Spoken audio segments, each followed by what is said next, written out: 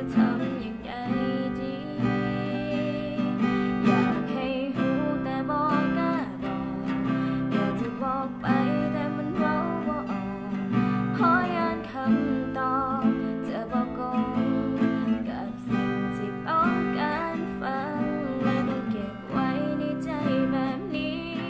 ความอึดอัดใจเพิ่มขึ้นทุกทีบอกฮักนั้นมันมองง่ายอย่างที่ใครเขาคิดกันถ้าการบอกฮักมันเป็นเรื่องง่ายๆถ้าเป็นแบบนั้นมันก็คงสบายถ้าใครบ่สนใจบอกแค่คำตอบว่าจะเป็น